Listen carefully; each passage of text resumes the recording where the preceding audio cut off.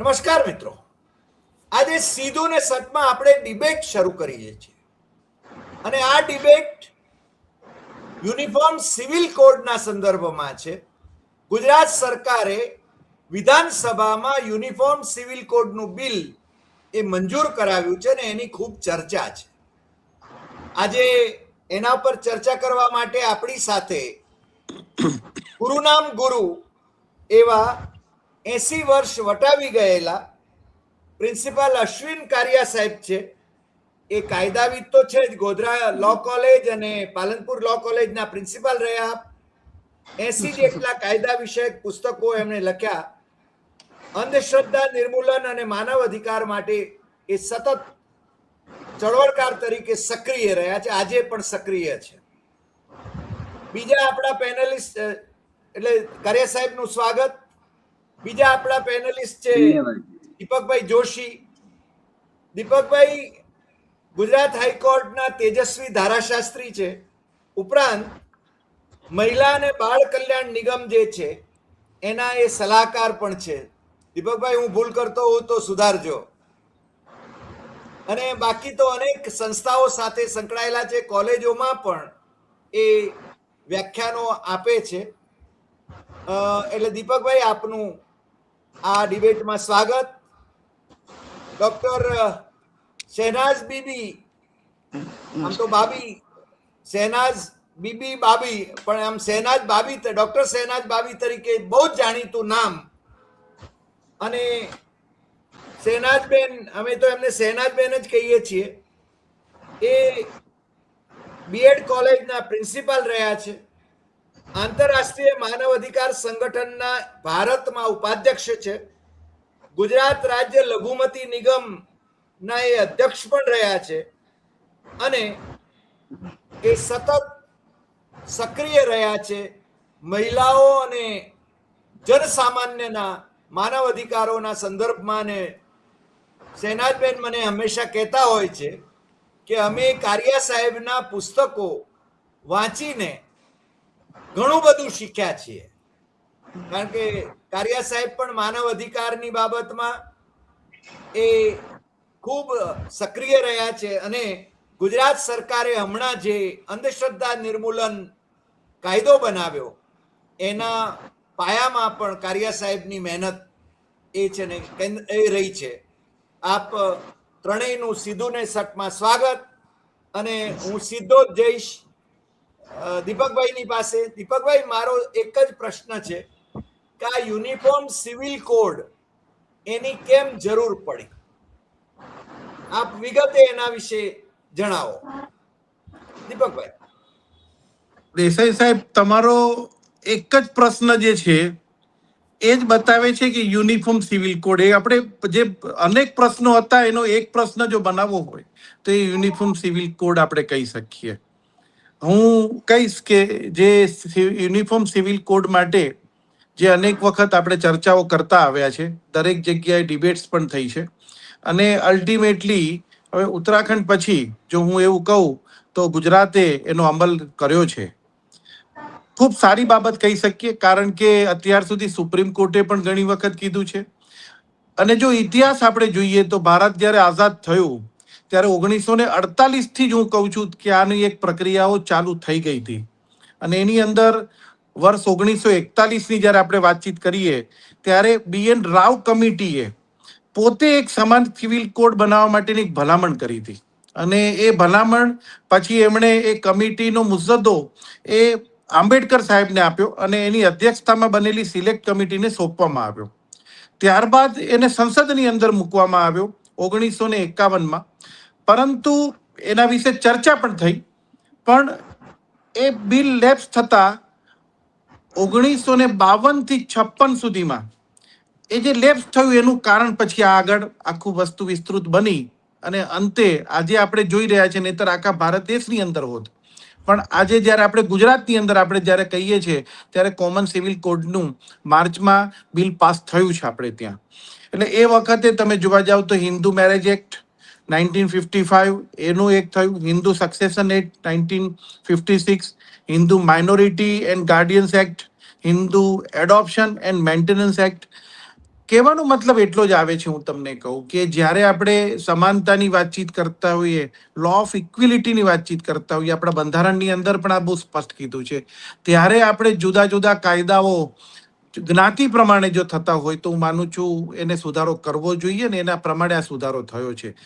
Criminal લોઝમાં આવું કંઈ નથી. બધાને જે કોઈ સજા કરે છે, કોઈ ગુનો કરે છે તો એને સજા બધાને કોમન છે, બધાને માટે સરખી છે. પણ સિવિલની અંદર જે આ વસ્તુ બનતી હતી અને એમાં જ્યાં આપણે સામાજિક રૂઢિની વાતચીત કરીએ, સામાજિક પ્રક્રિયાઓની, ત્યાં એને એક આ સ્પર્શ કરવામાં આવતો હતો અને એના લીધે એવું લોકોને એવું ફીલ થતું હતું કે ક્યાંક અસમાનતા છે. જે અત્યારની આપણે વાતચીત કરીએ છીએ, અત્યારની પરિસ્થિતિની વાતચીત કરીએ છીએ, સ્વાભાવિક વાત છે કે કાયદો જ્યારે આજે આવ્યો છે, બિલ પાસ થયું છે, સ્વાભાવિક વાત છે એ વખતે ટીકા ટિપ્પણીઓ થાય, બધા પોતપોતાના મંતવ્યો પણ રજૂ કરતા હોય છે. પરંતુ હું એક બાબતની ચર્ચા કરીશ કે જ્યારે આ વસ્તુનો ખ્યાલ લોકોને નહોતો ત્યારે પણ આપણા વિદ્વાનોએ, આપણા દેશના બુદ્ધિશાળી વ્યક્તિઓએ આ વસ્તુ મૂકેલી હતી કે આજ નહીં તો ભવિષ્યની અંદર પણ આ સામે આવશે. અને એના માટે જ હું તમને કહી દઉં કે જેવો ભારત આઝાદ થયું અને એની આસપાસ 1948ની વાતચીત કરીએ ત્યારથી આ કિસ્સામાં બનેલું હતું. ત્યારબાદની પ્રક્રિયાઓમાં આપણે જઈએ તો ઘણા બધા કેસીસને પણ એવા જે પ્રક્રિયાઓમાંથી પાસ થાય કે સુપ્રીમ કોર્ટે પોતે પણ ટકોર કરવી પડી છે. 1985થી ની વાતચીત થઈ, 1995ની વાતચીત થઈ, 1997માં થઈ, 2015માં પણ એ થયું. અને એમાં મહત્વના જે કેસો છે હું કહીશ તમને, એક શાહબાનું કેસ છે, બીજું જોર્ડન ડિંગડે વર્સિસ SS ચોપરા વાળો કેસ છે, સરલા મુક્તલ વર્સિસ દિલ્હી સરકારના કેસની છે બાબત. એમ કરીને 2003માં છેલ્લે જોન વન્ટમ વિધિત ભારત સરકારમાં જે છે, આ તમામ ચુકાદાઓ જ્યારે આપવામાં આવ્યા ત્યારે સુપ્રીમ કોર્ટે ટકોર કરી છે કે સમાન UCC હોવો જોઈએ, સમાન સિવિલ કોડ. એમણે તો આખા ભારત દેશની અંદર એપ્લાય કરવાની વાતચીત કરી છે, પણ જ્યારે આજે ગુજરાતે એક પહેલ કરી છે, હું એક માનું છું કે એક સામાજિક રીતે એક સારામાં સારું પગલું ભરી શક્યું એવું કહી શકીએ આપણે. કારણ હું એવું માનું છું, થોડું દેસાઈ સાહેબ ડિટેલમાં કહીશ, કારણ કે જે મારી એક ફિલોસોફી છે, મારી પ્રેક્ટિસ પણ પોતે છેલ્લા 29 વર્ષની હાઈકોર્ટમાં છે, બેઝિકલી એ કોન્સ્ટિટ્યુશન ઉપરની છે. જે એવું માનીએ છીએ કે વિશ્વની અંદર દરેક દેશે પોતપોતાના કોન્સ્ટિટ્યુશન બનાવ્યા છે, બંધારણો બનાવ્યા છે. કોઈ પણ બંધારણ તમે વિશ્વનું કોઈ પણ દેશનું બંધારણ તમે લઈ લો, એ કુરાન હોય, ગીતા હોય, બાઇબલ હોય, આ બધાની જે કોમન બાબત છે એ નેચરલ જસ્ટિસ છે, કુદરતનો ન્યાય. ફંડામેન્ટલ જે છે એ રાઇટ્સમાં જે આવે છે એ કુદરતના ન્યાયનું આવે છે. અને દરેક દેશે એને બેઝ બનાવીને પોતાનું કોન્સ્ટિટ્યુશન બનાવ્યું છે. હા, દરેકની ભૌગોલિક ને સામાજિક પરિસ્થિતિ અલગ હોય, ત્યાં થોડોક એનો બદલાવ આવતો હોય, પણ માનવતાનો જ્યાં બેઝ આવે છે, નેચરલ જસ્ટિસની જ્યાં વાતચીત આવે છે, ત્યાં હું એવું માનું છું કે બધાના બંધારણો કોમન છે. એમાં પણ હું તમને ખાસ કરીને કહીશ, આપણા દેશમાં એટલા માટે આ વસ્તુ છે કારણ કે ધર્મનિરપેક્ષ દેશ છે. ભારતની અંદર ફ્રીડમ ઓફ સ્પીચની પણ બાબત આપેલી છે, રિલિજનની બાબતમાં પણ ફ્રીડમ આપેલી છે. અને એના માટેની જે ક્યાં વસ્તુ છે ત્યાં હું માનું છું ત્યાં સુધી કોમન સિવિલ કોડ એવું કોઈ પણ જ્ઞાતિને, કોઈ પણ પ્રજાને એવું ન થવું જોઈએ કે આમાં સમાનતા આવી રહી છે. અને એનો બેઝ જો આપણે કહી શકીએ તો UCC એ બહુ સ્પષ્ટ છે. લોકો વિરોધ કરતા હશે ઘણી વખત, પણ હું એવું માનું છું આજની ખાસ કરીને મારે આપનો એટલા માટે વધારે આભાર માનવો જોઈએ કારણ કે ઘણી બધી ડિબેટ્સમાં મારે જવાનું થાય છે, પણ ત્યાં પોલિટિકલ પાર્ટીઝ સામસામે આવતી હોય છે, બધા પોતપોતાની વાત મૂકતા હોય છે, પણ સાચી હકીકત શેની માટે છે, આનો બેઝ શું છે, એના માટેનું હું આજે કહીશ કે જે દેસાઈ સાહેબ આપે જે પેનલિસ્ટ જે કર્યા છે એ હકીકતમાં હું તમને કહી દઉં કે સાચા અર્થમાં લોકોને સાચી સમજ આપી એ રીતના છે. કારણ કે બંને મહાનુભાવ મારા સિવાયના જે છે એ પોતે હ્યુમન રાઇટ્સ સાથે સંકળાયેલા છે અને બંને જણાને ખબર છે કે સાચી હકીકત શું છે ને સાચી હકીકત ક્યાંય મૂકી શકે એમ છે. ઘણી વખત એવા મિસઇન્ટરપ્રિટેશન ઊભા થતા હોય છે કે મહિલાઓ માટે ખાસ આ કાયદો છે, આના માટે આ કાયદો છે, એવું નથી. જનરલી તમે જોવા જાઓ તો બાળકોને સામાજિક એક આખી વ્યવસ્થા જે છે એના ઉપર ક્યાંક પ્રશ્નાર્થ આવતો હતો કે હિન્દુઓની જે આ વ્યવસ્થા છે તો હિન્દુ મેરેજ એક્ટ છે, તો એના રિચ્યુઅલ્સ ઉપર તો બધી વસ્તુઓ છે. કાયદાની અંદર ક્યાંય પણ બાંધછોડ એવી કરવામાં કે કોઈને બંધન આપવામાં નથી આવ્યું અથવા તો કોઈનો રાઇટ્સ છીનવવામાં નથી આવ્યો. અને એના માટે બહુ સ્પષ્ટ છે. એ લોકો એમની રિચ્યુઅલ્સ પ્રમાણે કરે. ધારો કે હિન્દુમાં છે તો 7 ફેરા પ્રમાણે કરે છે તો કરે. એવી રીતે મુસ્લિમ્સ પણ કરી શકે છે, ખ્રિસ્તી પણ કરી શકે છે. પણ મેરેજનું રજીસ્ટ્રેશન કરવું દેટ ઇઝ કમ્પલસરી. અને એ વાત સાચી છે. એની અંદર હું એવું માનું છું કે એમાં કોઈ બેમતતા કે એમાં આપણે એને કોઈને પણ એમાં નેગેટિવિટી રાખવાની પણ ન હોય. એને છે લિવ ઇન રિલેશનશિપ વાળી વાત છે તો સ્વાભાવિક વાત છે કે કોઈનો રેકોર્ડ અથવા તો ક્યાંક જે સામાજિક પરિસ્થિતિમાં કાયદાની જ્યાં છટકબારી આવતી હોય ત્યાં પણ એને કોર્નર કરવામાં આવ્યો છે. એટલે અને ખાસ કરીને હું એ કહીશ કે એની પાછળ સ્ટ્રિક્ટલી સજાનું પણ એક જોગવાઈ કરવામાં આવી છે કે ધારો કે તમે લગ્નની નોંધણી નથી કરતા તો તમને દંડ પણ કરવામાં આવે છે 7 વર્ષની. ફોર્સેબલ તમે ધારો કે ફોર્સથી મેરેજ કરાવડાવો છો તો એ 7 વર્ષની સજા પણ છે. એટલે આ બધા પ્રોવિઝન્સની સામે હું એવું માનું છું કે હકીકતની અંદર અને જ્યારે કાયદાની અંદર પણ એક વાત કરું કે ગુજરાતમાં જે સરકારે જ્યારે આ વિશેષ બિલ લાવવાની વાત કરી તો ભલે એમણે પોલિટિકલ બીજેપીએ પોતાના મેનિફેસ્ટોમાં જે કીધું હતું કે આ વસ્તુ અમે આપીશું 370ની સાથે સાથે આ બધી પણ વસ્તુ હતી. તો એવું માનું છું કે પણ એવી એક પારદર્શકતા સાથે લાવવાનો પ્રયત્ન કર્યો. કારણ કે એક્સ ચીફ જસ્ટિસ સુપ્રીમ કોર્ટના એ પોતે કમિટીમાં, બીજું છે રિટાયર્ડ આઈએસ એટલે કે જેથી કરીને પોતે પણ એક વ્યવસ્થાના ભાગરૂપે એવું કહી શકે કે પોતે ગાઈડ કરી શકે. બીજું કોડેકર સાહેબ એડવોકેટ પોતે છે એની અંદર હતા. અને ફોર્મર વીસી જે આપણે દક્ષેશભાઈ ઠાકર સાહેબ અને સોશિયલ એક્ટિવિસ્ટ ગીતાબેન હતા. એટલે દરેકે એની જે આખી જે પ્રક્રિયાનો જે ભાગ બનાવ્યો એમાં એવું હું માનું છું. કારણ કે એ લોકોનો બેઝિક જે મત આવતો હતો એની અંદર બહુ ક્લિયર કટ હતું. કારણ કે જે કોમન લીગલ ફ્રેમ હતી જેની અંદર આપણે કહી શકીએ તો મેન તો મેરેજ, જેની અંદર આપણે સામાજિક જે વ્યવસ્થામાં જે આખી ડિફરન્સીસ આવતા હતા, ડિવોર્સ છે, પછી ઇનહેરિટન્સ વાળું છે અને એડોપ્શન વાળું છે. એમાં જ્યાં કાયદામાં જ્યાં વિભિન્નતા આવતી હતી અથવા તો ક્યાંક એવું લાગતું હતું આપણને કે અહીંયા અમને આ લોકોને છૂટછાટ વધારે પડતી મળી રહી છે અથવા તો ક્યાંક બારી મળી રહી છે. અને એનો હું એવું માનું છું કે જ્યાં જે જ્ઞાતિને આ વસ્તુ મળતી હતી એને પણ ક્યાંક એમની જ્ઞાતિના લોકોને પણ એવું થયું છે. ધારો કે ટ્રિપલ તલાક વાળી જે બાબતની પણ આપણે ચર્ચા કરી તો એ વખતે એવો એક અવાજ આવ્યો હતો. આપણને એમ હતું કે કદાચ મુસ્લિમ મહિલાઓ પણ આનો વિરોધ કરશે, પણ આપણે જોયું કે એ લોકોને પણ ક્યાંક ને ક્યાંક એનો ભોગ બનતા હતા ને આ વસ્તુ બની હતી. એટલે હું માનું છું ત્યાં સુધી સમય અંતરે એવું કહેવામાં આવે છે, ધારો કે અત્યારે આપણે કોન્સ્ટિટ્યુશનને પણ વર્ષો થઈ ગયા તો જ્યારે સમય અને સંજોગો બદલાય છે ત્યારે એમાં પણ ચેન્જીસ લાવવા જરૂરી હોય છે. તો આ પણ એની એક પ્રક્રિયાનો ભાગ જ હું એવું માનું છું કે છે. અને બહુ સાચી વસ્તુ છે. વધારે પ્રકાશ તો હ્યુમન રાઇટ્સ ઉપરનો જે છે કે જેને ફિલ્ડ ઉપર કામ કર્યું છે. હું પણ સંસ્થાઓ સાથે સંકળાયેલો છું એટલે મને ક્યાંક છે, પણ બંને મહાનુભાવો જે આપણી સાથે છે વધારે પ્રકાશ પાડી શકશે કે એની એન્ડ યુઝર છેલ્લી લાસ્ટ ઇફેક્ટમાં કેટલી અસરકારકતા છે ને ક્યાં એને આપણને મળી શકે એમ છે. એટલે પોઝિટિવ સેન્સથી આપણે આજે ચર્ચા થઈ રહી છે. હું ખૂબ આપનો આભાર વ્યક્ત કરું છું સાહેબ. દીપકભાઈ, તમે શરૂઆતમાં આ વિસ્તારથી જે કહ્યું એ મને ગમ્યું. સાથે સાથે મને છે ને હું 23 નવેમ્બર 1948ની ડિબેટ, કોન્સ્ટિટ્યુઅન્ટ એસેમ્બલીની ડિબેટ વાંચતો હતો.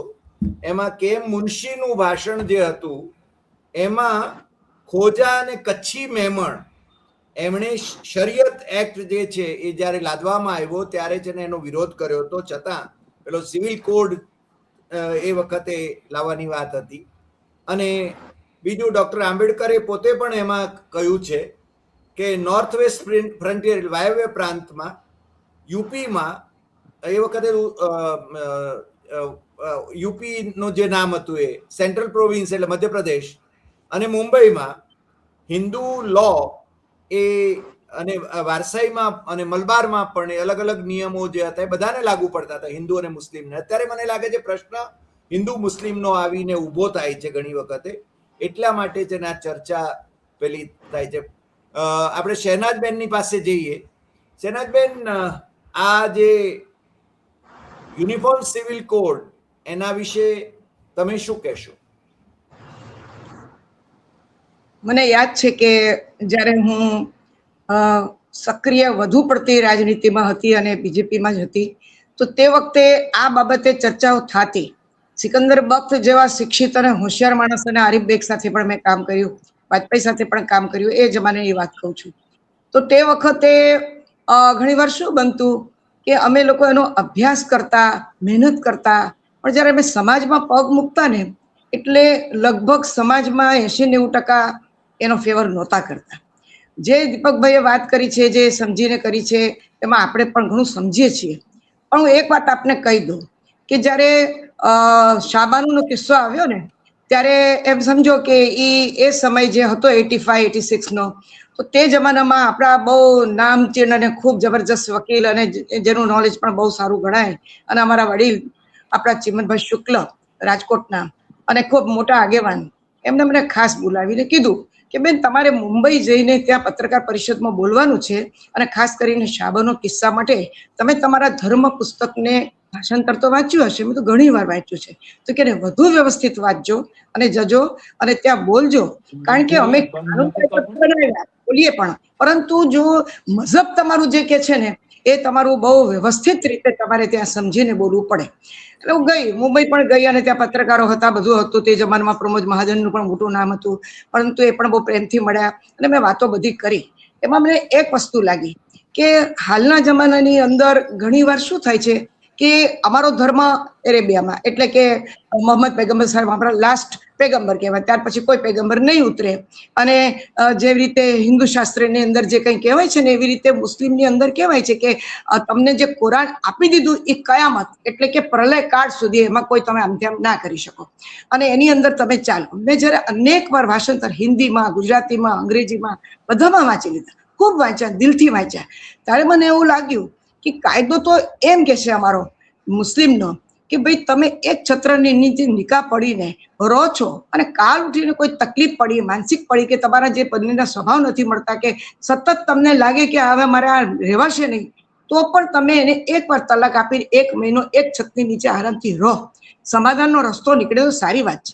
વળી પાછું બીજી વાર તલાક આપો તો 1 મહિના પછી પાછી આપો, પછી પણ સાથે જ રહો. પછી લાગે કે હવે કોઈ રીતે મેળ પડે નહીં, સમય પણ એનો કોઈ સમાધાન થાય એમ નથી સમય પ્રમાણે, તો પછી ત્રીજી વાર આપો અને પછી એ તલાક માન્ય કહેવાય. 3 વાર ધડાધડ આપી દેવાનું લગભગ લાખો લોકોમાં કોક કરતો હશે, બાકી કોઈ કરતું નથી. એટલે યાદ રાખો કે હેમાબેન આચાર્ય જે માજી મિનિસ્ટર હતા અને હ્યુમન રાઇટ્સમાં હું આવી એ પહેલા મને ઘણી બધી બાબતોમાં સલાહ સૂચન આપતા, મારા સાથે સતત કામ કરતા, જુનાગઢ જેતપુર નજીક હતું, મારી દીકરીને જે મને રાખતા, તો મરતા પહેલા એ 92 વર્ષના થઈને ગુજરી ગયા, હમણાં 1.25 વર્ષ જ થયો છે. તો એ પણ કહેતા કે બેટા તું મને સાચું કહેજે કે તારા ધર્મની અંદર આ 3 તલાક જે છે એ ખરેખર બધા આપે છે? બધું મારી તો આ સત્તા આટલી બધી પેઢી ગઈ ને એવા મેં કોઈ નથી જોયા, અને તેમ છતાં સમાજમાં પણ આવું બધું થતું નથી. કોઈ આવેશમાં આવીને કદાચ આવું કરી નાખે તો પણ એ માન્ય એટલા માટે ના કહેવાય કે કુરાનની શરીયત પ્રમાણે તો આ વસ્તુ ખોટી જ છે, બરાબર?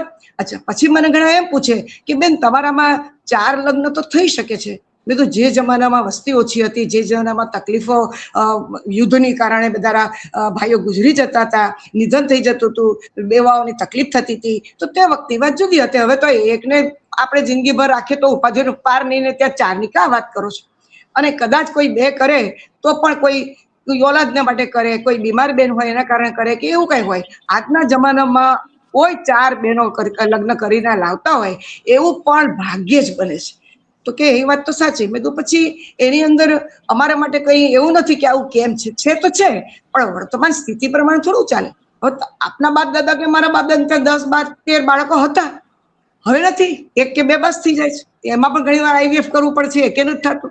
એટલે સમય સંજોગો બદલાયા એમ પરિસ્થિતિ બદલતી ગઈ છે. પણ હું એટલું ચોક્કસ કહીશ કે વિધાનસભાની અંદર આ પારિત થયું ને, એ ચર્ચા તો હું 1988-85 જ્યારે દિલ્હીની અંદર બે હોદ્દા ધરાવતી હતી, અવારનવાર તો હું ત્યાંના આગેવાનોને મળતી હતી, અને ત્યારે યંગ હતા આ અમારા નકવી સાહેબ ને આ બધા શાહનવાઝ હુસૈન બધા યંગ હતા એકદમ, ત્યારે પણ ચર્ચા થતી. પછી અમને ઘણી વાર એમ થતું કે ખરેખર સમય અને સંજોગો તો ઠીક છે, પણ આપણો સમાજ શું કે છે? તો સમાજ તો આજે એટલો બધો ગુસ્સે થાય છે ને કે વાત જવા દો. એટલે એ કાનૂન કરતા પોતાની રીતે સમજે છે કે અમે મરી જઈએ ત્યાં સુધી, પ્રલય કાળ થાય ત્યાં સુધી કુરાનમાં લખેલી વાતો ખૂબ સમજુ અને સરસ છે. વ્યભિચાર માટે પણ 4 લગ્ન નથી કરવાના, અને એશ આરામ માટે નથી કરવાના. મજબૂરી હોય તો તમે કરો, બાકી ન કરો, બરાબર? એવી રીતે તલાકના નિયમો અમારા બહુ સરસ છે. હવે ઘણા હલાલાની વાત કરે, એમ કે ભાઈ એકને એક પુરુષ સાથે પાછા લગ્ન કરવા હોય તો તમારે બીજી જગ્યાએ લગ્ન કરી અને પછી તલાક લઈને ત્યાં કરવાના. આવું કેમ? ભાઈ એનું કારણ છે, જેમ દારૂ હરામ છે અમારા મઝહબમાં, એમ ગુસ્સો હરામ છે. તમે ગુસ્સામાં આવીને શા માટે એને આવી રીતે તલાક આપી દો અને પછી પછતાવો અને પછી એની સાથે લગ્ન કરવા જાઓ, તો એ તમને હંમેશા માનસિક રીતે ત્રાસ આપે ને, એટલે ફરીવાર આવું કોઈ ના કરે એ સજાને રૂપે છે. તો કે પણ તમારી જે બહેન હોય એને પણ એવું લગભગ નથી થતું. તમને તલાક થઈ જાય ને પછી એક પુરુષ પાસે જવાની જરૂર જ શું છે? લગભગ એવું થતું જ નથી. એટલે એવા મુદ્દા નહીં લાવો કે જે મુદ્દા આમ અંદરથી ખોદીને લાવીને પછી એને આપણે એવું મેગ્નિફાય કરીએ ને પછી આખા સમાજની અંદર ઉછલ પાછળ થાય. કેટલા બધા મુદ્દા છે સમાજની અંદર. મારે ત્યાં 90% તો બહેનો જ આવે છે, ભાઈઓ આવે છે, બધા હિન્દુ વધારે આવે છે, સિંધી કોઈક આવે છે, અને મુસ્લિમ પણ ભાગ્યે આવે છે. એટલે કહેવાનો મતલબ એ છે કે તમે તમારું જીવન એવી રીતે જીવો કે જે કોઈ ધર્મને, જે કોઈ જગ્યાએ તમે છો, પોતાનું કલ્ચર, પોતાની સંસ્કૃતિ, પોતાની આવડત, પોતાની સમજ, એ બધી બાબતોને બાજુમાં મૂકી દઈએ અને એટલા બધા સળગતા જોરદાર જે આપણા સમજો કે સમસ્યાઓ છે એને આપણે ઢાંકી દઈએ, અને આવી સમસ્યા લઈને આવીએ પછી કે અમે તો તમારી સુરક્ષા ખૂબ ઈચ્છીએ છીએ. અરે ભાઈ, અમારી સુરક્ષા ઈચ્છો છો તો એજ્યુકેશનમાં આપો ને, સારી સ્કોલરશીપ આપો ને, બહેનોને આગળ કરો ને. શા માટે કાંઈ આ બધું નથી કરતા? અમારી તો કેટલી બધી સ્કોલરશીપ આવતી હતી, એ બંધ થઈ ગઈ. લઘુમતી બોર્ડને કોર્પોરેશન બનાવ્યું, લોહીનું પાણી કરી નાખ્યું, 18-20 કલાક કામ કરીને, અને પછી હું ત્યાંથી વિદાય થઈ અને પછી ત્યાંની સ્થિતિ મેં જોઈ તો જરાય સારી નથી. તો તમે જો ખરેખર બંધારણમાં માનો છો, આપણે કર્મના ફળમાં માનો છો, દેશને અખંડ રહેવા માનો છો, તો હું આજે બેઠા છે અમારા વડીલ અને મારા ગુરુ સમાન, જેવી રીતે એકલવ્યને મળ્યા નહોતા દ્રોણ, પરંતુ એકલવ્યએ હંમેશા એમની મગજમાં ધારણ કરીને ખૂબ સરસ પ્રગતિ કરી, એવી સ્થિતિ મારી થઈ છે. તો મને તો ખૂબ ખુશી થઈ કે કારિયા સાહેબની સાથે મને આ ડિબેટ કરવાનું મળ્યું. આપ સૌએ સુંદર મોકો આપ્યો, અને સાથે સાથે એક જબરજસ્ત લોકો સાથે, જેને કહેવાય ને રાજમાતા સિંધિયા, વાજપેયી, અડવાણીજી, મુરલી મનોહર જોશી, કે જેને એટમિક એનર્જીમાં ખૂબ ભણતર ભણ્યું છે અને જે વિદ્વાન છે, એવા સાથે કામ કરીને આવ્યા પછીથી છેલ્લા 10-15 વર્ષમાં મને એવું લાગતું હતું કે ખરેખર કશી ખોટ નથી પડી, પણ સંસ્કારી, સારા અને અનુભવી લોકોની બહુ ખોટ પડી છે. અને જે એવા વિદ્વાનો છે એને વીણીને લાવીને આપણે એમનું જે એક્સટ્રેક્ટ કહેવાય, જેમ ગુલાબજળ, અનેક ગુલાબોમાંથી ગુલાબજળ મળે અને સુગંધી થઈ જઈએ, એવી આપણને આત્માની ખુશ્બુ મળે છે આવા લોકો સાથે બેસીને. તો હું ખરેખર કહું છું કે કારિયા સાહેબના પુસ્તક ભંડારમાં ગઈ હતી રાજકોટમાં, અને ત્યાં પ્રવીણ પુસ્તકમાં જઈને મેં કીધું માનવ અધિકારમાં મારે કામ કરવાનું આવ્યું છે, અને મને એમાં બરાબરની ખબર પડે અને હું આગળ વધું એના માટે પુસ્તક કયા. તો પહેલું નામ આવ્યું કારિયા સાહેબનું, બીજું આવ્યું મફતભાઈ પટેલ આંદ્રીબેનના પતિશ્રી, બરાબર. હવે એમની બધું વાંચ્યું, પણ મને થોડુંક એવું લાગ્યું કે હજી વધારે એમાં કરવું પડશે. પછી મેં કારિયા સાહેબના પુસ્તક વાંચ્યા, ખૂબ મજા પડી. અને બાકીનું તો મારે આ જિંદગીમાં થોડું ઘણું કામ મારું ચાલતું જ હતું, એટલે અનુભવ મને ફિલ્ડનો તો ઘણો બધો હતો. ખૂબ નાનપણથી 23 વર્ષની ઉંમરમાં હું વડોદરામાં મોટી થઈ, પરંતુ રજવાડું હતું બધું બાબીઓનું, એટલે બાલાસિનોર, આ તે, જુનાગઢ, માણાવદર બધા મારા સગાઓ થાય, પુત્ર વધુ દીકરી બધી બાબી વંશની, એટલે એમાં પણ ભણતર સારું. લગ્ન પછી મને ભણવાનો મોકો મળ્યો ને ઈશ્વરની અલ્લાહની કૃપા છે કે મેં 5 ડિગ્રીઓ લીધી લગ્ન પછી, અને સંસાર પણ સાચવ્યો અને બધું સાચવીને કામ કર્યું. તો તમે વિચાર કરો કે સમસ્યાઓ જે છે ને એ એટલી બધી છે ભારતમાં, અને એ ભારતની સમસ્યામાં વકફનું જ્યારે મેં વાંચ્યું ને તો મને ખબર પડી કે વિધવા બહેનો મુસલમાનો માટે તો લખલૂટ નહીં, કરોડો નહીં, ખરબો રૂપિયા પડ્યા છે, પણ એનો કોઈ ઉપયોગ થયો નથી. તો આપણા માટે શરમની વાત છે કે કેમ આપણે ઉપયોગ નથી કરતા? ભાઈ ઘી ઢોળે તો ખીચડીમાં, ખીચડી તો આપણી છે, થાળી આપણી છે, કેમ આપણા ભારત દેશની અંદર આટલું બધું હોવા છતાં આપણે કેમ મદદરૂપ ના થઈએ? આપણે જ્યારે ને ત્યારે મુદ્દો હિન્દુ મુસ્લિમ, અરે આવું ના હોય. અમે તો મરી જઈએ છીએ ને તોય દફન થઈએ છીએ, 5 ટાઈમ નમાજ પડીએ તો આ માથું આ ધરતીને ટેકીએ છીએ. હિન્દુ ભાઈઓ તો બિચારા ગુજરી જાય ને એટલે એમનું તો બધી રાખ થાય ને એને વહાવી દે, બરાબર, પાણીમાં, નદીઓમાં પવિત્ર. પણ અમારે તો આનો સંબંધ મર્યા પછી પણ રહે છે. એટલે જે સાચો ને સારો મુસ્લિમ હોય ને એ તો રાષ્ટ્રભક્ત હોય ને હોય. અને જે વેચાવું હોય ને એ તો કોઈ પણ જ્ઞાતિમાં વેચાઈ જાય, પરિવારે વેચી નાખે, પોતે વેચે ને જમીરે વેચે. અગર બેચ દેતે જમીર તો હમ ભી હોતે વઝીર. યાદ રાખો. એટલે યાદ રાખવાનું એ છે કે આપણે બધું સાંભળીએ, બધું કરીએ, ધ્યાન રાખીએ, પુસ્તકો વાંચીએ, પરંતુ પછી આચરણ શું? એટલે આચરણ જરૂરી છે. ઘણીવાર મને ખબર પડે કે ભાઈ 1956 ની અંદર હિન્દુ લો ની અંદર પછી આ બેનો દીકરીઓને ભાગ આપવાનો આવ્યો. અરે તો અમારા મુસલમાનોમાં તો આ 1400 વર્ષ પહેલા કીધેલું કે ભાઈ દીકરીને ભાગ આપવાનો અને દીકરાઓને પણ આપવાનો, બરાબર. તમારી પાસે દાખલા તરીકે 90 લાખની છે સંપત્તિ, તો દીકરા જે હશે એને બે ભાગનો આપો, ને દીકરી 1 હોય કે 8 હોય કે 10 હોય તો એને 1 ભાગ એને આપો, 2 ભાગનો આમ આપો. એટલે આ રીતે તમે જુઓ તો અમારે જિંદગી કેમ જીવવી, કેવી રીતે ઇબાદત કરવી, કેવી રીતે કર્મ કરવા, તમામ બાબતોની અંદર અમને રસ્તો એટલો સરસ આપ્યો છે. અને એકવાર મેં બહુ સરસ પુસ્તક વાંચ્યું છે જેમાં શંકર દયાળ શર્માએ કુરાન ઉપર લખેલું. હું તો ગદગદ થઈ ગઈ. મેં કીધું આ બ્રાહ્મણ કમાલ છે, આવો વિદ્વાન હોશિયાર માણસે કુરાન પણ લખ્યું. સેનાબેન, તમારી જાણ ખાતર કહું, ડોક્ટર શંકર દયાળ શર્મા આપણા રાષ્ટ્રપતિ જે રહ્યા એ ઉર્દુમાં ભણ્યા. ઉર્દુ કઈ મુસ્લિમોની ભાષા નથી, ઉર્દુ આ દેશની ભાષા છે. એ ઉર્દુમાં ભણ્યા. ડોક્ટર મનમોહનસિંહ ઉર્દુમાં ભણ્યા. પત્રકાર શિરોમણી કુલદીપ નાયર ઉર્દુમાં ભણ્યા અને અંગ્રેજી અખબારોના એ એડિટર રહ્યા. હવે કારિયા સાહેબ પાસે જઈએ એ પહેલા હું એક ઉલ્લેખ કરી લઉં, કારણ કે હું ડિબેટ વાંચતો હતો એ વખતની, એટલે મને કારિયા સાહેબ એ સૂઝ્યું છે જરા. પહેલા મુસ્લિમ રૂલર આપણે ત્યાં જે કહી શકાય એ અલાઉદ્દીન ખિલજી ગણાય, અને એમને છે ને શરિયત સામે વાંધો હતો. એટલે એમણે પોતે છે ને, કારણ કે રાજકીય દ્રષ્ટિએ એમણે છે ને ધાર્મિક પેલા કાજી હોય એમના જ આદેશો માનવા એવું એમણે છે ને એ વખતે ના પાડી દીધી હતી. આ વાત છે ને કમા મુનશીએ પણ કોન્સ્ટિટ્યુઅન્ટ એસેમ્બલીની ડિબેટમાં કહી છે. કાર્ય સાહેબ આપની પાસે જઈએ, અને મને આપને એક સીધો બીજો પ્રશ્ન પણ પૂછવો છે. આને યુનિફોર્મ સિવિલ કોડ કહીએ કે કોમન સિવિલ કોડ કહીએ? બરાબર, સરસ. હરિભાઈ, આપણે 2 વક્તાઓને સાંભળ્યા, બંને જણાએ પોતપોતાના દ્રષ્ટિકોણથી વાતની રજૂઆત કરી, અને તમે બંધારણ સભાની ચર્ચાની વાત કરીને એનાથી તો હું બહુ ખુશ થયો. કારણ કે ભલે દીપકભાઈ વાત કરી કે બંધારણ સભાની રચના પહેલાથી આ પ્રશ્ન ચાલ્યો આવે છે, પણ ખરો વિવાદ તો બંધારણ સભામાં થયો. અને બંધારણ સભામાં આ જે યુનિફોર્મ સિવિલ કોડ છે એ મૂળભૂત અધિકાર તરીકે ઓરિજિનલ ડ્રાફ્ટમાં મૂળભૂત અધિકાર તરીકે હતો.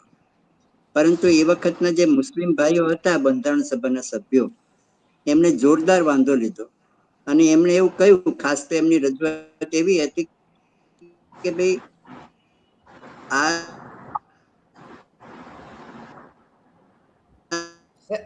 સાહેબનો અવાજ નથી આવતો. જે છે કુરાન અથવા તો અમારો શરીયત ધારો છે જે કુરાન આધારિત છે, એ એટલે જે યુનિફોર્મ સિવિલ કોડ તુર્કી તો મુસ્લિમ દેશ છે અને છતાં ત્યાં સિવિલ કોડ છે, અને તો જુદા જુદા રાજ્યોમાં પણ છે, તો કેમ ભારતમાં ન થઈ શકે? અને તમે જે ઉલ્લેખ કર્યો કે શરૂઆતમાં જે કચ્છી મહેમાનો છે, ખોજાઓ છે, એમને હિન્દુ કાયદો લાગુ પડતો હતો, પરંતુ પાછળથી શરીયત ધારોમાં એ લોકો સામેલ થયા, તો ત્યારે કોઈ એવો ખાસ વિરોધ થયો નતો અને એ લોકોએ પણ સ્વીકારી લીધું હતું. અને આજે પણ તમે કચ્છી મહેમાનો જુઓ ને તો એમના મોટા ભાગના જે રિવાજો છે એ હિન્દુઓના સ્વીકારેલા રિવાજો છે, કારણ કે એ લોકો ઓરિજિનલી હિન્દુઓ હતા. તમારો જે બીજો પ્રશ્ન છે એ યુનિફોર્મ સિવિલ કોડ કે કોમન સિવિલ કોડ, આને યુનિફોર્મ સિવિલ કોડ કહેવાય.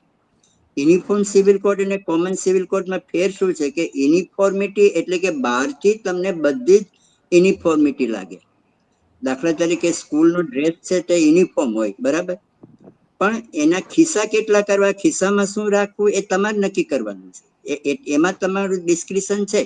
પણ બહારથી તો આ સ્કૂલ A1 સ્કૂલ છે, એમાં એનો ડ્રેસ છોકરાઓનો આ જ હોય, છોકરીઓનો આ જ કલરનો ડ્રેસ હોય, છોકરાઓનો આ. બહારથી તો પછી તમારે દફતરમાં શું રાખવું, શું છે એમાં આપણે પડતા નથી. કોમનમાં તો શું છે, બધું જ કોમન, બધાને માટે બધું જ કોમન હોય, એમાં કોઈ એક્સેપ્શન નહીં. જ્યારે યુનિફોર્મિટીમાં શું છે કે તમારે બહારથી બધું જ એક સમાન લાગવું જોઈએ. દાખલા તરીકે લગ્ન ફરજિયાત છે, પણ લગ્ન કેવી રીતે કરવા એ એક બાબતમાં તમને છૂટછાટ છે. અમારે બહારથી યુનિફોર્મિટી દેખાડવાની છે, પણ લગ્ન તમારે અત્યારે આપણે લગ્નની ઉંમર છે 18 ને 21 વર્ષની છે છોકરા છોકરી, બરાબર છે. પણ તમારે એ જ વખતે એ જ સ્થિતિમાં એ જ ઉંમરે લગ્ન કરી દેવા એવું કાયદો નથી કહેતો. તમે 32 વર્ષે લગ્ન કરો, તમે 27 વર્ષે લગ્ન કરો, તમે 22 વર્ષે લગ્ન કરો, એ તમારી ચોઈસ છે. એટલે આને યુનિફોર્મ સિવિલ કોડ જ કહેવાય, એને કોમન સિવિલ કોડ કહેવાનું એ બરાબર નથી. એક વાત. હવે એ વખતની જે ચર્ચા હતી, પછી આમાં જે વિરોધ થયો યુનિફોર્મ સિવિલ કોડ ઘડવા માટેનો, ત્યારે KM મુનશી, રાજકુમારી અમૃત કૌર અને મીનુ મસાણી આમણે યુનિફોર્મ સિવિલ કોડ લાવવા માટે ખૂબ દલીલો કરી. પણ અંતે પછી એવું નક્કી થયું, અને KM મુનશીએ તો બહુ સરસ રજૂઆત કરી કે તમે એના જે અવતરણ ટાંકા એ પણ છે. એમણે કહ્યું કે માત્ર ધર્મના આધારિત જે કાયદાઓ છે એના કારણે આપણે પછાત રહ્યા છે. KM મુનશીએ બહુ સખત શબ્દમાં કહ્યું હતું. અને જો તમે આ ધર્મના વલણને વળગી રહેશો તો હજી પણ તમે પછાત જ રહેવાના છો. એટલે એ વખતના વિરોધને ધ્યાનમાં રાખીને પછી મૂળભૂત અધિકાર તરીકે એનો સમાવેશ નહોતો કરાયો, પણ પાછળ તેને ડાયરેક્ટિવ પ્રિન્સિપલમાં કર્યો. રાઈટ. હવે જ્યારે આ સ્વતંત્ર આપણે થઈ ગયા, બંધારણ અમલમાં આવી ગયું, ત્યારથી આ વિવાદ છેડાતો રહ્યો છે. અને એ વખતના જે રાજકીય પક્ષો હતા અને અત્યાર સુધીના પણ રાજકીય પક્ષો, દાખલા તરીકે 1996માં ભાજપે આ ચૂંટણી ઢંઢેરામાં 3 શરતો આપી હતી કે આર્ટિકલ 370ની નાબૂદી, રામ મંદિરનું નિર્માણ અને યુનિફોર્મ સિવિલ કોડનું ઘડતર, બરાબર. 1996માં જયારે ભાજપ સરકાર આવી ત્યારે મેં પત્ર લખેલો હતો કે ભાઈ તમે હવે આવી ગયા છો અને તમારું વચન છે ચૂંટણી ઢંઢેરામાં, તો તમે આ ચૂંટણી ઢંઢેરાના વચનનું પાલન કરો, યુનિફોર્મ સિવિલ કોડ લાવો, એવો મેં એક પત્ર લખેલો. તો આમ મને કોઈ એમની સત્તાવાર સરકાર માહિતી બની નથી ત્યારે, આવી, પણ સરકાર બની ત્યારે, હે? હા, હા, સરકાર સરકાર બની બની ત્યારે. ત્યારે. હા. હા, એટલે પછી નેતાઓની નારાજગી મને લોકો આપતા રહ્યા કે ભાઈ આ લોકો તમે આવા પત્રથી તો અમને એવી સ્થિતિમાં મૂકો છો કે અમારે જવાબ શું આપવો એ પણ ખબર ન પડે. મૂળ મુદ્દો મારો તો એક છે કે જે રાજ્ય આ ઘડે છે, દાખલા તરીકે ઉત્તરાંચલે ઘડેલો છે.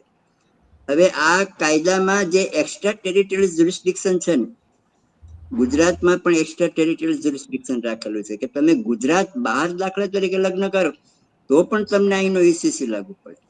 હવે સવાલ એવો થાય કે જે માણસે જે સ્થળે લગ્ન કરેલા હોય એ સ્થળનો કાયદો લાગુ પડે કે જ્યાં રહેતો ન હોય ત્યાંનો કાયદો લાગુ પડે, જેને લેક્સ લોકી ને લેક્સ ફોરી કહેવામાં આવે છે. કે સ્થળનો કાયદો લાગુ, તમે જે સ્થળે રહેતા હોય એ સ્થળનો કાયદો સામાન્ય રીતે લાગુ પડે. હવે આના કારણે થાય શું કે કોન્ફ્લિક્ટ ઓફ ઇન્ટરેસ્ટ થયા કરે. જેમ કે ભાઈ ઉત્તરાંચલનો જે કાયદો છે આ જ મુદ્દા ઉપર ચેલેન્જ થયેલો છે કે ભાઈ હું ઉત્તરાંચલનો રહેવાસી હતો, જન્મ થયો, પણ હું તો રાજસ્થાનમાં કે મહારાષ્ટ્રમાં રહું છું, ત્યાં મેં લગ્ન કર્યા છે અને ત્યાંનો કાયદો આ પ્રમાણે છે ને તમે, હું તો ત્યાં હવે રહ્યો નથી, રહેવાનો નથી, તો હવે મને એ કાયદો કેવી રીતે લાગુ પડે. બીજી વસ્તુ કે તમારું કૃત્ય જે છે લિવ ઇન રિલેશનશિપનું એ પોલીસ નક્કી કરશે. હવે એક વસ્તુ છે કે આ જે કાયદાઓ છે પર્સનલ લોઝ છે. હવે પર્સનલ લોઝ આપણે રાખવા નથી, એ બંધારણમાં સ્વીકૃતિ છે, બરાબર, આર્ટિકલ 44 થી. હવે આર્ટિકલ 44માં એવું કહ્યું છે કે ભારતના સમગ્ર પ્રદેશ માટે રાજ્ય આ સમાન સિવિલ કોડ ઘડવાનો પ્રયત્ન કરશે. એટલે આખા ભારતના પ્રદેશ માટે આ કાયદો ઘડવાનો છે. આખા ભારતના પ્રદેશ માટેનો એને જુદા જુદા રાજ્યો કાયદા ઘડે તો એમાં કેટલીક વિરોધાભાસી બાબતો આવવાની જ છે. તો એના રાઈટ. કારણે તો જ્યારે અહીંથી તમે માઇગ્રેટ થાઓ અથવા બીજા રાજ્યમાં થી તમે માઇગ્રેટ થઈને ગુજરાતમાં આવો ત્યારે કાયદાકીય પ્રશ્નો ઉભા થવાના જ છે. એટલે મને પણ એવું લાગ્યું છે કે આ કાયદો સરકારે ઉતાવળે ઘડેલો છે. બે વાત મારા દ્રષ્ટિએ છે. એક તો સરકારે આ રિપોર્ટ જાહેર કરવો જોઈતો હતો અને લોકોના સૂચનો મગાવવાના હતા. એટલે ભૂતકાળમાં આવું નથી બન્યું એવું નથી કે સરકારે સૂચનો ન મગાવ્યા. જેમ કે દાખલા તરીકે અત્યારે મેરેજ રજીસ્ટ્રેશન એક્ટ માં નિયમોમાં ફેરફાર કરવાની વાતચીત દરખાસ્ત આવી છે. એમાં 1 મહિનાનો સમય આપેલો છે સૂચનો મગાવવા માટે અને ઘણા બધા સૂચનો થયા છે. એવી રીતે ડોમેસ્ટિક વાયલન્સ એક્ટમાં પણ ફેરફાર કરવાનો હતો, ત્યારે પણ 1 મહિનાનો સમય હતો અને એના સાહેબ, સૂચનો ઉત્તરાખંડે મગાવ્યા. પણ સૂચનો મંગાવ્યા હતા. ઉત્તરાખંડનો રિપોર્ટ પણ એમણે પબ્લિક કરીને સૂચનો મંગાવ્યા હતા. આ તો મગાવવા જ જોઈએ. સાહેબ, આપણે કાયદાકીય સૂચનો તો પ્રક્રિયામાં મંગાવ્યા જ્યાં છે મારા સુધી ખ્યાલથી. લોકોનો સહકાર નથી મળતો મને ત્યાં લાગે છે સુધી પબ્લિક કાયદાનું કર્યો છે કે નહીં એ મને ખ્યાલ નથી. રિપોર્ટ પબ્લિક કોણ? કર્યો છે કે નહીં ના, નથી કર્યો. રિપોર્ટ પબ્લિક નથી થયો, પણ આજે સૂચનો હમણાં મંગાવ્યા હતા અઠવાડિયે સાહેબ. પહેલા તો રિપોર્ટ હા સબમિટ કર્યો અને હા અઠવાડિયામાં તો બિલ પસાર એટલે થઈ સાહેબ ગયું. એમ કે છે કે થોડીક ઉતાવળ કરી છે એમ. હા, એટલે વોટ આ એવર મે બી ચોક્કસ. ગવર્મેન્ટના કોઈ સૂચનો કારણો હોય. મંગાવ્યા છે, સૂચનો મંગાવ્યા છે, એમાં ના મને નહીં, ખ્યાલ પણ છે. ખરેખર તો આ સમય આપવો જોઈતો હતો અને જે ખરડો પસાર થયો ખરડામાં માટે પણ સમયની મર્યાદા પ્રમાણે એને લોકોમાં પબ્લિક ડોમેનમાં મૂકવાની જરૂર હતી. કારણ કે લોકો સમજે, વિચારે, સૂચનો કરે અને એને અનુરૂપ જ્યારે ખરડો તૈયાર થાય ને તો લોકોમાં સ્વીકૃતિ જલ્દી મળે. કહેવાનો મારો મુદ્દો એ છે. રાઈટ. આ જે કાયદો છે એને તો હું આવકારું જ છું અને વર્ષોથી હું એના માટે લડત પણ આપી છે. મેં કેટલાય સંમેલનો પણ ભરેલા છે. પણ સવાલ એટલો છે કે વેલ ઇન્ફોર્મ સિટીઝનશીપ છે એ પ્રમાણે કાયદો ઘડાવવો જોઈએ. આ ઉતાવળે કાયદો ઘડાયો છે અને આખા પ્રદેશ, ભારતના પ્રદેશ માટે કાયદો ઘડાવવાને માટે માત્ર રાજ્ય પૂરતો ઘડાયો છે અને તે ઉતાવળથી ઘડાયો છે. એક વાત. બીજી વસ્તુ કે પર્સનલ લોઝ જે છે બધા હિન્દુ કાયદાના છે, ખ્રિસ્તીઓના છે, બરાબર, મુસ્લિમોના છે અને પારસીઓના. આપણે ત્યાં 4 મુખ્ય કાયદાઓ છે. જી. શીખો પણ લઘુમતમાં છે જ, પરંતુ એ એના માટે કોઈ હિન્દુમાં જ અલગ ગણે, હિન્દુ લોજ માટે એમને અમલ થાય ને. ના, હવે તો એ બધા નીકળી જવાના કાયદાઓ. અચ્છા, ઓકે. હા હા, એટલે આ ફાર રીચિંગ કોન્સિક્વન્સીસ છે. મારો કહેવાનો મતલબ છે કે બહુ દૂરંદ્રષ્ટિ આની અસરો થવાની છે. કે હિન્દુ મેરેજ એક્ટ નીકળી જવાનો, હિન્દુ સક્સેશન એક્ટ નીકળી જવાનો, ક્રિશ્ચિયન મેરેજ એક્ટ નીકળી જવાનો, ઇન્ડિયન ડાયવર્સ એક્ટ નીકળી જવાનો, હિન્દુ એડોપ્શન અને મેન્ટેનન્સ એક્ટ નીકળી જવાનો. ઇવન આખો જે મુસ્લિમ સવાલ, પર્સનલ લો નીકળી જશે હા, નીકળી જવાનો 100%. એવું જાહેર કર્યું છે. એવું આની અસર એ પડવાની. સરકારે આ કઈ હજી જાહેર નથી કર્યું. સરકારના બિલમાં આવું કઈ છે જ નહીં. પણ આ બધાની અસર તો એ થવાની. કારણ કે સવાલ શું છે કે પર્સનલ લો જેટલા છે એની વિરુદ્ધમાં ઈસીસી છે. પર્સનલ લો બધા જ નાબૂદ કરે. કારણ કે પર્સનલ લો છે, હિન્દુઓને પર્સનલ લો અલગ છે, મુસ્લિમોને અલગ છે, પારસીઓને અલગ છે અને ખ્રિસ્તીઓને અલગ છે. તો એ બધામાં વિરોધાભાસ છે. મોટે ભાગે સ્ત્રીઓને વધારે અન્યાય કરતા હોય છે. તો એ બધું, અને આપણે ત્યાં ધર્મનિરપેક્ષ રાજ્ય છે, સમાનતા છે, બંધારણના આર્ટિકલ 14 થી. તો કાયદાની દ્રષ્ટિએ તો કોઈ હિન્દુ નથી, મુસ્લિમ નથી, શીખ નથી, ઈસાઈ નથી, કોઈ યહૂદી નથી, બધા ભારતના નાગરિકો છે. તો જો બધા જ કાયદાઓ બધાને સરખી રીતે લાગુ પડતા હોય, મિલકતનો કાયદો બધાને સમાન રીતે લાગુ પડે, ફોજદારી કાયદો, સિવિલ કાયદો, મોર્ગેજનો કાયદો, જમીનનો કાયદો, કરારનો કાયદો, બધા જ કાયદો બધાને સમાન રીતે લાગુ પડે છે. તો પર્સનલ લોઝ બધાને સમાન રીતે કેમ ન લાગુ પડે? પણ એ વખતના જે સંજોગો હતા બંધારણ ઘડવાના સમયે અને આ જે ચર્ચાઓ થઈ એ વખતના બંધારણ ઘડવાયા એમ સમજ્યા કે હાલ પૂરતું આ આપણે સ્થગિત રાખીએ, ડાયરેક્ટિવ પ્રિન્સિપલમાં રાખીએ. અને ડાયરેક્ટિવ પ્રિન્સિપલમાં તમે જુઓ કે આર્ટિકલ 37 શું કહે છે? એ કહે છે કે જેમ જેમ સમય જાય અને જ્યારે પણ નવા કાયદાઓ ઘડવામાં આવે ત્યારે આ જે ડાયરેક્ટિવ પ્રિન્સિપલ્સના જે સિદ્ધાંતો છે એને ધ્યાનમાં લેવાના છે. અને આટલા બધા વર્ષો વીતી ગયા પછી પણ આપણે ધ્યાનમાં ન લઈએ તો બરાબર નથી. એટલે ભલે અત્યાર સુધી રાજકીય ગણતરીના કારણોસર આ સિવિલ કોડ નથી ઘડાયો, પણ જે ઘડાયો છે તો એને સમાનતાના લેવલ ઉપર લાવવો જોઈએ. એટલે બધાને માટે સમાન છે. હિન્દુ સક્સેશન એક્ટ નીકળી જવાનું. હવે બધી જ દીકરીઓને પૈતૃક સંપત્તિમાં સમાન ભાગ મળવાનો. અત્યાર સુધી તો માત્ર હિન્દુ કાયદામાં 2005માં સુધારો કરીને 57 વર્ષે એ અધિકાર દીકરીઓને આપ્યો હતો. ખરેખર તો હિન્દુ સમાન એ ઘડાયો 1956માં, ત્યારે જ દીકરીઓને એક સરખો ભાગ આપી દેવો જોઈતો હતો, પણ એ ન થયું ને 2005માં સુધારો કરીને હિન્દુ સક્સેશન એક્ટમાં એ દીકરીઓને સમાન ભાગ આપ્યો. એવી જ રીતે પેલું હિન્દુ સમાનશીત કો પાર્ટનરીમાં દીકરીઓને એન્ટ્રી નહોતી, એ 2005ના સુધારાથી થઈ. હવે એ બધું નીકળી જવાનું, કારણ કે જો હિન્દુ સમાનશીત ને હિન્દુ જે જોઈન્ટ હિન્દુ ફેમિલીનો ખ્યાલ છે એ માત્ર હિન્દુઓમાં છે, મુસ્લિમોમાં નથી, શીખમાં નથી, યહૂદીઓમાં નથી, ખ્રિસ્તીઓમાં નથી. તો એ હવે નીકળી જવાનો, હિન્દુ સંયુક્ત કુટુંબનો ખ્યાલ પણ નીકળી જવાનો, એના કારણે ઇન્કમ ટેક્સમાં પણ ફેરફાર થશે. તો એટલે કહેવાનો મારો મુદ્દો એ છે કે આટલી બધી દૂરગામી અસરો પડશે.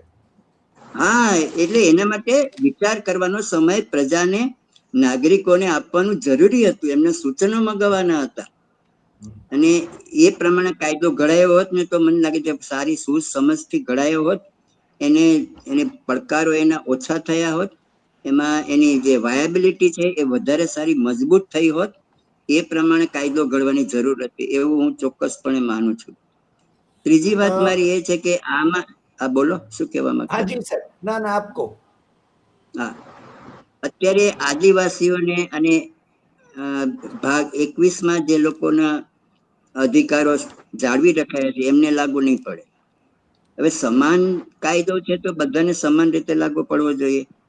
આદિવાસીઓના રિવાજો જુદા છે આપણે સમજી શકીએ છીએ, એની સંસ્કૃતિ અલગ છે એ પણ આપણે સમજી શકીએ છીએ. એવી રીતે બધાની સંસ્કૃતિ અલગ છે. હિન્દુઓની સંસ્કૃતિ કઈ એક સમાન તો છે ને, હિન્દુઓમાં પણ ઘણા બધા ફાંટાઓ છે. એ બધાની સંસ્કૃતિ અલગ છે, એમના રિવાજો અલગ છે, ગામડાઓમાં રિવાજ અલગ છે, શહેરોના અલગ છે, ઉચ્ચ શહેરી વર્ગમાં લોકોના રિવાજો અલગ છે.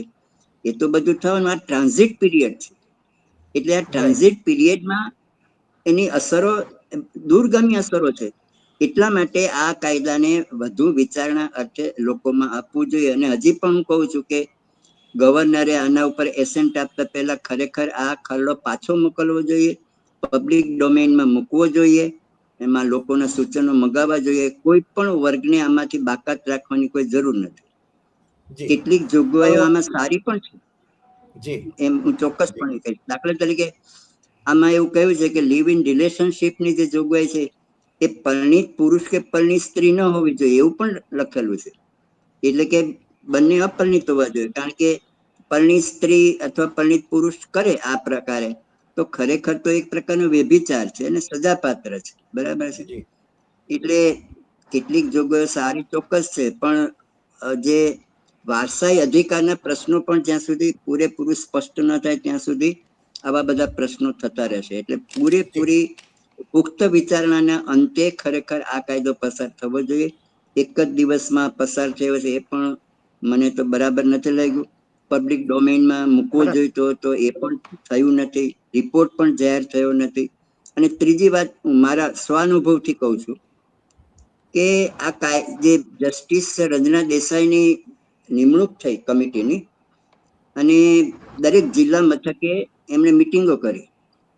સો ફાર એઝ આઈ નો, પાલનપુર પૂરતી, બનાસકાંઠા જિલ્લા પૂરતી એની કોઈ જાહેરાત થયેલી નહોતી. આગલે દિવસે જે નક્કી કરેલા માણસોની મિટિંગ બોલાવવામાં આવી અને 11 વાગે મિટિંગનો સમય હતો. મને 11:15 વાગે એક મિત્રનો ફોન આવ્યો કે ભાઈ આજે આ મિટિંગ છે ને તમે ત્યાં જાઓ, પબ્લિક મિટિંગ છે. હું દોડતો પહોંચ્યો, મિટિંગ શરૂ પણ થઈ ગયેલી હતી, અને બધા જ જે હતા એ બસ આ કાયદો થવો જોઈએ, આ કાયદો થવો જોઈએ, બ્લેન્કલી સપોર્ટ જ કરતા હતા. કોઈ બીજું કઈ બોલતા નહોતા, કારણ કે જે રજૂઆત કરનારો હતો એમને ખરેખર સિવિલ કોડ શું છે એની કોઈ જાણકારી હશે કે કેમ, એ જ મને તો શંકા પ્રેરક છે. એટલે એ વખતે મેં રજૂઆત કરી કે ભાઈ આ કાયદો ખરેખર આખા ભારતના પ્રદેશ માટે ઘડાવવો જોઈએ, માત્ર રાજ્ય માટે ઘડવાનો આ પ્રયાસ વૃથા છે. એટલે મેં ત્યાં રજૂઆત કરી હતી. એટલે સાહેબ આપણે એટલું કહી શકીએ, દીપકભાઈ પણ આપણી સાથે છે અને શહેનાજબેન પણ સાથે છે, તો કે આના ઉપર વધુ ને વધુ ચર્ચા થાય, જનજાગરણ જે કહી શકાય, અને બની શકે કે ધારો કે એમાં જે કઈ લેપ્સ રહી ગયા હોય એ પછી પાછળથી સરકારે સુધારી પણ શકે, અમેન્ડમેન્ટ પણ લાવી શકે. કારણ કે તમે જે મુદ્દાઓ કયા એ બહુ જ મહત્વના મુદ્દાઓ કયા છે. અને એ મુદ્દાઓને ધ્યાનમાં લેવાની જરૂર છે, કારણ કે એની અસરો બહુ દૂરગામી રહેવાની છે. બહુ બહુ ખરું કે દૂરગામી નહીં, છે આ. દીપકભાઈ? દેસાઈ સાહેબ, મેં એટલા માટે જ કીધું કે દીપકભાઈ આ તમારો જે મત ડિબેટ જણાવો. આ જે ડિબેટ છે ને, એ એટલા માટે હું તમને કહી દઉં કે અત્યાર સુધીની મને ખબર છે, કારણ કે પોલિટિકલ ડિબેટ્સ થાય છે, પણ એ તમે સમજો કે એકચ્યુઅલ પ્રજાનો જે અવાજ છે એમાં નથી થઈ શકતી. આ જે ડિબેટની બાબતમાં છે, હું તમને કહી દઉં કે જે કારિયા સાહેબે જે સમજાવ્યું, મારું પણ જે અમુક પ્રાથમિકતા જે મેં સમજાવી હતી, બેને પણ જે એમના સમાજમાં જે તકલીફો જે છે અથવા તો જે વાતચીત કરી, તો આ એક એવી વસ્તુ છે કે એકચ્યુઅલ જે સાચી હકીકતો આપણી સામે આવી. નહીતર શું છે કે ઘણી વખત હોય વસ્તુ જુદી, બતાવવામાં જુદી આવે, એટલા માટે કે એને પોતાનો ફાયદો જોતો હોય. પણ આજે જે મેં તમને કીધું કે પેનલિસ્ટ જે છે એ બહુ સાચા અર્થમાં હું તમને કીધું ને, આવી ડિબેટ્સ થવી જોઈએ કે હકીકતમાં પ્રજાને એની અવેરનેસ આવે કે હા, જો હું તમને કહી દઉં, બાય એન્ડ લાર્જ બધા ભારતીય છે. We all are citizens of India. Yes. Naturally એટલે બરાબર છે. એટલે હું તમને કહી દઉં કે જ્યાં સુધી આપણે નાના, તો તમે તો બધા વડીલો છો મારાથી, પણ આપણે તો બધા ભારતીયો મારા ભાઈ બહેન છે, તો અહીંયા કોઈ ધર્મ કે કોઈ વસ્તુ આવતી નથી. હા, કોઈ પણ પ્રજાને, ધારો કે કોઈ પણ જ્ઞાતિના માણસને અન્યાય થતો હોય તો બીજી જ્ઞાતિને નથી થતો, તેણે ઊભું થઈને કહેવું જોઈએ કે ભાઈ આને શું કામ થાય છે, અમને નથી થતો તો આમને શું કામ થાય છે. તો એ દરેકની ફરજ ભાઈ છે, બિંગ એ સિટીઝન. એટલે આ હું તમને કહી દઉં કે જે અત્યાર સુધીની જે ડિબેટો થતી હતી એ ખોટા રસ્તા પર થાય છે.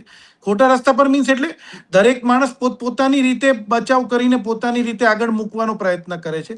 પણ સાચા અર્થમાં જો આવી રીતે થાય તો હું માનું છું અવેરનેસ આપવી બહુ જરૂરી છે, અને એનાથી સજેશન્સ પણ આપણને આવી શકશે. યસ.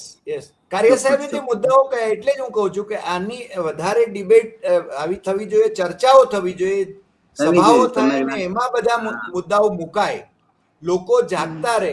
એવું શેનાજબેન કંઈક કહી રહ્યા છે. હા, હા, પ્લીઝ. હવે જાણે કે આજે વિધેયક પસાર થયું ને, તો એમાં એક પત્રકારની સાથે આ ખેડાવાલા વાત કરતા હતા. ખેડાવાલા એક જ આપણા ધારાસભ્ય છે, પણ એ વાત પણ સાચી હતી. એ લોકો એમ ચર્ચા કરતા હતા કે 20 લાખ જેટલા એ લોકોની સૂચન મળ્યા. હવે 20 લાખમાં જેમ કાર્ય સાહેબે કીધું ને કે પેલી મીટિંગ હતી ને થોડાક સિલેક્ટેડ આવ્યા ને પછી બીજાની કોઈ અવેરનેસ ને કાંઈ નહીં, એવી રીતે અમુક જે એમના જાણીતા હોય એમને ખબર પડે અને બીજાને ના પડે. એટલે સમાજની અંદર જે જાગૃત હોય, કામ કરતા હોય, સુખ દુઃખના જે ખરેખર કાયમ સમસ્યા ઉકેલતા હોય, એવું કોઈ પ્રતિનિધિત્વ થતું નથી. પણ હમણાં 2-4 દિવસથી હું જે આ બધું જોઉં છું ને, તો એની અંદર જમાતે ઉલમા હિન્દ, કે જે એક બહુ રાષ્ટ્રવાદી મુસ્લિમ પાર્ટી છે, અને એ કોઈ ચુનાવ નથી લડતા, પરંતુ એક કામ સરસ કરે છે અને જબરજસ્ત કરે છે. વર્ષોથી હું ઓળખું છું. હવે એ લોકોએ પણ અભિયાન શરૂ કર્યું છે, મિટિંગો પણ કરશે, બધું કરશે. આવી રીતે એકબીજાના મંતવ્યો પણ લેશે. પણ આ બધું કામ સરકારે કરવાનું હતું કે જે એ ન કરી શકી. એટલે એનો અર્થ એમ કે તમારી પાસે સારી બાબતો હોય ને એ ઢંકાઈ જાય, અને જે અમુક નેગેટિવ જેવું હોય ને એ મેગ્નિફાય થાય. એટલે પછી આ ભૂતકાળની અંદર ઘણું થયું એ વધારે. દીપકભાઈ એ જ કહી રહ્યા છે, જે ડિબેટો માત્ર આકલા દેકારા માટે થતી હોય છે, એમાં એવા સાચી વાત બધા મુકાતી નથી. હા, બસ હા. એમાં નીકળે કારિયા કાંઈ સાહેબ, છેલ્લે આપણે સમાપન કરીએ પહેલા આપ કંઈ કહેવા માંગતા હો તો. હું એક શાયરી કહેવા માંગુ એક છું. એમાં એ એક કહું વસ્તુ છું, બહુ સ્પષ્ટ છે કે શહેનાજબેન કંઈ કહેવા માંગે છે. શહેનાજબેન, હા, પ્લીઝ. શહેનાબેન કહેવા. હા, બોલો બેન. શાયરા પણ છું, હું કહું છું કે दुनिया में सब तरफ मक्कारी नहीं चलती, दुनिया में सब तरफ मक्कारी नहीं चलती, समझदार लोगों के सामने गद्दारी भी नहीं चलती, कितनी भी कमाल और शोहरत और दौलत, लेकिन बाद मरने के जमींदारी नहीं चलती. वाह वाह, क्या बात है, बहुत अच्छे, बहुत अच्छे. કારિયા સાહેબ કંઈ વાહ વાહ વાહ વાહ. આપની પાસે છેલ્લી કમેન્ટ્સ લઈને આપણે હા, ક્લોઝ હું કરીએ. કહેવા માંગતો દીપકભાઈ, હતો કે આજે ઇમરાન ખેડાવાલાએ જે રજૂઆત કરી કે આ તો અમારા ધર્મની વિરુદ્ધ છે, આનાથી એમ કે મુસ્લિમો નાસ્તિક બની જશે, એ વસ્તુ સાથે હું સંમત નથી. કારણ કે સુપ્રીમ કોર્ટે જે દીપકભાઈ ઉલ્લેખ કર્યો, શાહબાનુ કેસ, સરલા મુદગલ કેસ, લીલી થોમસનો કેસ, એ બધામાં સ્પષ્ટપણે એને છેલ્લે જે ટ્રિપલ તલાકનો કાયદો રદ કર્યો સુપ્રીમ કોર્ટે 2018માં કે 17માં, એમાં પણ કહ્યું કે ભાઈ આ ધર્મ સ્વાતંત્ર્યનો ભાગ નથી. This is quite separate from the your right of religion. એટલે સમાન સિવિલ કોડ આવે તો ધર્મ સ્વાતંત્ર્યના અધિકારનો ભંગ નથી થતો, ઉલટું સમાનતા સ્થપાય છે. અને ભારતના તમામ લોકો સાથે સમાન વ્યવહાર થશે, એની જે બંધારણીય ગેરંટી છે એનો અમલ થશે. એટલે કાયદો અલબત્ત બહુ જ જરૂરી છે, પણ એની વ્યાપક ચર્ચા, અવેરનેસ, આવી ડિબેટો થતી રહેવી જોઈએ, એવું મારું સૂચન છે આ માધ્યમ મારફત. Thank you Haribhai. અને રાઈટ. નહીં, આપણે તો ડિબેટ કરતા રહીશું આ મુદ્દા ઉપર, પણ ફરીને ધારો કે ડિબેટ કરવાની જરૂર જણાશે, આપ સૂચવશો તો જરૂર કરીશું. અલગ અલગ પેનલિસ્ટોને બોલાવીને પણ આપણે કરવા માંગીએ છીએ, કારણ કે અલ્ટિમેટલી પ્રજાને જાગૃત કરવી એ જ આપણો હેતુ છે. સાચી વાત એમના સુધી પહોંચે ને પ્રજાના સૂચનો પણ, એટલે એક અવેરનેસ પણ ઊભી થાય, એ ખૂબ જરૂરી છે. મને લાગે છે કે આજે આપણી ચર્ચા થોડીક લાંબી ભલે થઈ, પરંતુ એ સમાજલક્ષી છે, અને આપ જોડાયા એ બદલ કાર્ય સાહેબને અમે ગુરુનામ ગુરુ કહીએ છીએ. એમની પાસેથી ખૂબ પ્રેરણા લઈએ છીએ દીપકભાઈ. અને કારિયા સાહેબ, દીપકભાઈ અને શહેનાઝબેન, આપ ત્રણેયનો ખૂબ ખૂબ આભાર. ફરી મળીશું નવા એપિસોડમાં નવા વિષય સાથે. નમસ્કાર. નમસ્તે.